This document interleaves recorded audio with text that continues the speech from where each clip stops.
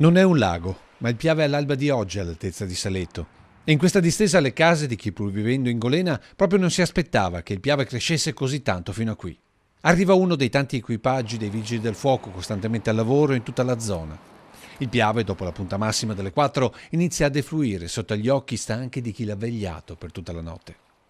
Qui per tornare a casa oggi bisogna farsi portare sulle spalle le stesse che nella notte hanno portato fuori dall'acqua le biciclette e i motorini.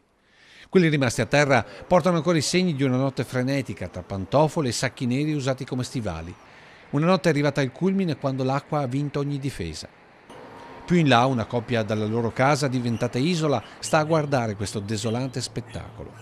Ci sono ancora i lampioni accesi quando arriviamo lungo l'argine di Sant'Andrea, tra cose monticchiate lungo gli accessi e persone pensierose a pelo d'acqua. Perché il mare è alta marea.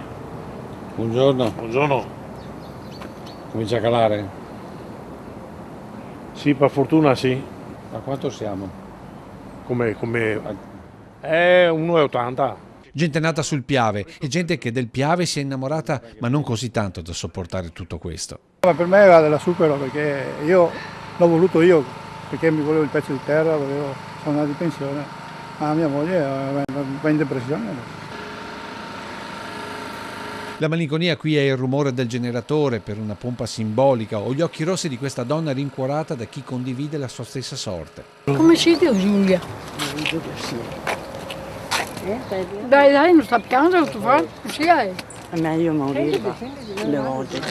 E mentre l'acqua ci ricorda i nostri limiti, dalla saggezza del tempo questa gente ritrova la voglia per ricominciare ancora. L'ha fatto 20 centimetri meno del 2004.